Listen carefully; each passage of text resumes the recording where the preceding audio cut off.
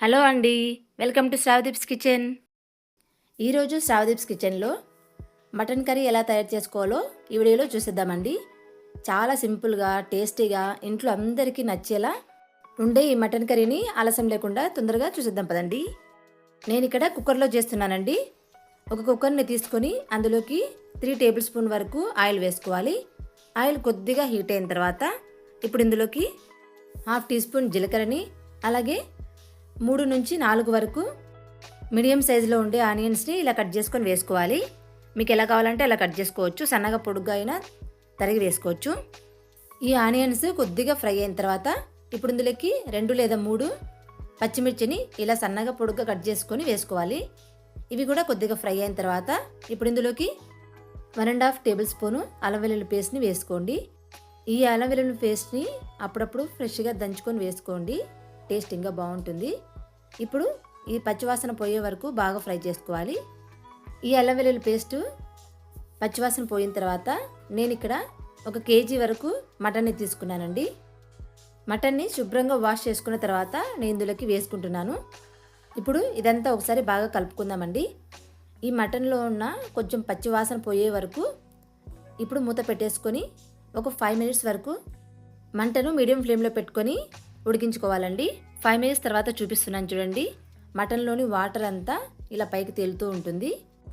ఇందులో ఉన్న వాటర్ అంతా ఎగిరే వరకు మరొక 10 మినిట్స్ వరకు ఉంచుకోవాలండి. ఇలా మనము మంటను మీడియం ఫ్లేమ్లో పెట్టుకొని 50 మినిట్స్ వరకు ఇలా కదుపుతూ మధ్య మధ్యలో ఉడికించుకోవాలండి. ఇప్పుడు ఇందులోకి 1 టీ స్పూన్ వరకు పసుపుని, అలాగే నేను ఇక్కడ 3 లేదా 4 టీ స్పూన్ల వరకు కారంని వేసుకుంటున్నానండి. కారం ఇంత అని ఏం లేదు, మీరు స్పైసీగా ఎంత తినగలుగుతారో అంతవరకు మీరు వేసుకోవచ్చు. అలాగే టేస్ట్కి తగినంత సాల్ట్ని కూడా వేసుకోవాలి. తర్వాత ఇక్కడ నేను టొమాటోస్ని మిక్సీ పట్టి వేసుకుంటున్నానండి. మీకు ఒకవేళ ఇలా ఇష్టం లేకపోతే టొమాటోస్ని కట్ చేసైనా వేసుకోవచ్చు. ఒక 2 లేదా 3 మీడియం సైజు టొమాటోస్ అయితే కరెక్ట్గా సరిపోతాయి. ఇప్పుడు దీన్ని ఒకసారి అంతా బాగా కలుపుకుందామండి. ఇక్కడ వాటర్ వేసే వీడియో ఒకటి స్కిప్ అయిందండి. మీరు 1 గ్లాస్ వరకు వాటర్ వేసుకోవాలి. ఒకసారి అంతా బాగా కలుపుకొని 5 మినిట్స్ హై ఫ్లేమ్లో పెట్టుకోవాలండి.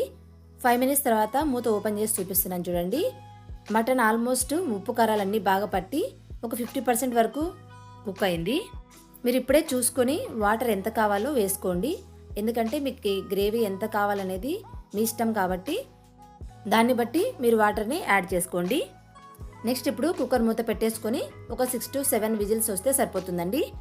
ఎందుకంటే మనం ముందే ఒక 30% వరకు మటన్ని కుక్ చేసుకున్నాం కాబట్టి 7 విజిల్స్ అయితే సరిపోతుందండి. లేదా మీకు టైం లేదు అనుకుంటే మసాలాలు మటను అన్నీ ఒకటేసారి వేసేసి 10 to 12 విజిల్స్ వరకు ఉంచుకుంటే సరిపోతుందండి. నేను ఇక్కడ 7 విజిల్స్ వచ్చిన తర్వాత మూత ఓపెన్ చేసి చూపిస్తున్నాను చూడండి. లాస్ట్ అండ్ ఫైనల్గా ఒకసారి స్టవ్ మీద పెట్టుకొని మంటను లో ఫ్లేమ్లో పెట్టుకొని ఇప్పుడు ఇందులోకి 1/2 టేబుల్ స్పూన్ వరకు గరం మసాలాని, 1/2 టేబుల్ స్పూన్ వరకు మటన్ మసాలాని కూడా వేసుకున్నానండి. అలాగే కొద్దిగా చిక్కదనం కోసం 2 టేబుల్ స్పూన్ల వరకు కొబ్బరి పొడిని వేసుకున్నానండి. మీకు ఇష్టం లేకపోతే కొబ్బరి పొడి స్కిప్ చేయొచ్చు. అలాగే టేస్ట్ కోసం బాదము, క్యాషూ నట్టు పొడిని కూడా వేస్తున్నానండి. ఇది వేసుకుంటే చాలా హెల్తీ ఉంటుంది, అలాగే టేస్ట్ కూడా చాలా బాగుంటుందండి. అంతే అండి. ఇవన్నీ వేసిన తర్వాత ఒక జస్ట్ 5 మినిట్స్ సిమ్లో పెట్టుకొని ఉడికించుకొని ఆయిల్ పైకి తేలిన తర్వాత స్టవ్ ఆఫ్ చేసుకోవాలి. స్టవ్ ఆఫ్ చేశాక ఓ 5 మినిట్స్ తర్వాత మీకు చూపిస్తున్నాను చూడండి. గ్రేవీ చిక్కగా చాలా టేస్టీగా మటన్ కర్రీ రెడీ అయిపోయింది.